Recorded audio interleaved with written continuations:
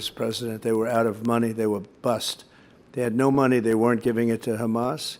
They weren't giving it to Hezbollah. They weren't giving it to anybody because they didn't have any money. They were just about bust. And in fact, I put sanctions on last night. Any oil that anybody takes from Iran is not allowed to do business in the United States of America. Hello, I'm Natasha Srdoc, co-founder of the US-based International Leaders Summit and co-host of America's Roundtable Media. In March 2025, the U.S. Department of Justice filed civil forfeiture complaint for $47 million in proceeds from the sale of Iranian oil, which was stored in Croatian government-owned facility. The Department of Justice stated that the proceeds were forfeitable as property of or affording a person a source of influence over the Islamic Revolutionary Guard Corps, or the IRGC, both of which are designated terrorist organizations.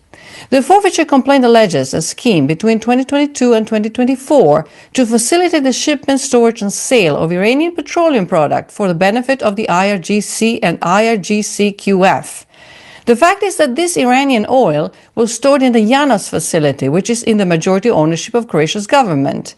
Janav signed a contract with Delta Oil International, owned by ex-General Ivan Chermak, for the storage of crude oil at the Janav's facility in 2022.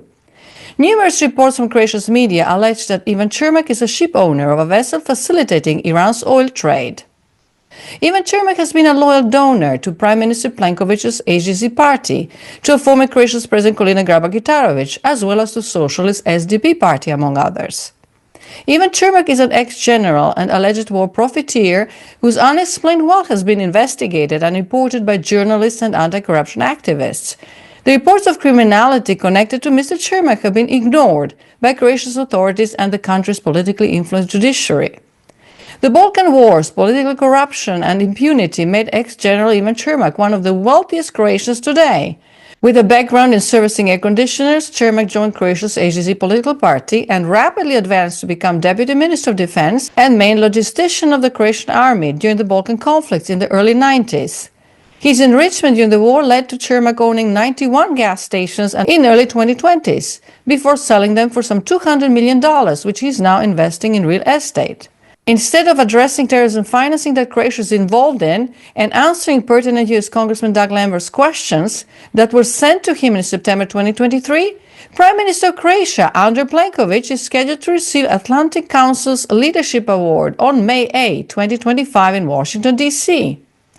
Under Plenkovic's watch, Croatia, a NATO and EU member, became the first and only EU member country on the FATF's money laundering and terrorism financing grey list in 2023. As of February 2025, Croatia still remains on the FATF's money laundering and terrorism financing list. Is the Atlantic Council whitewashing Croatia and its politicians who facilitated illegal Iran's oil trade? According to Washington Free Beacon, Sally Painter, the Atlantic Council's board member, has been already under federal investigation for illegal lobbying related to the corrupt Ukrainian company Burisma. U.S. Congressman James Comer and Jim Jordan requested documents from Sally Painter regarding then Vice President Biden, who, according to the U.S. House Committee on Judiciary and Committee on Oversight and Accountability, used his position as Vice President to accumulate millions of dollars from Burisma. Sally Painter and Croatia's former President Grabar-Kitarović are leadership members of an entity in Eastern Europe, and Grabar-Kitarović was hosted by the Atlantic Council and Burisma in Monaco. Grabar-Kitarović also received political donations from Chermak, who is a suspected ship owner in the case of illegal Iranian oil trade. According to DOJ, Iran's oil was stored in Janav, which is a Croatian government-owned entity. Under the auspices of Kolinda Grabar-Kitarović and Prime Minister Andrej Plenkovic, Russia's Nikolai Petrovich Tokarev, a longtime Putin associate, delivered opening remarks at the government conference in Zagreb, Croatia, celebrating the 45th anniversary of Janav in 2019.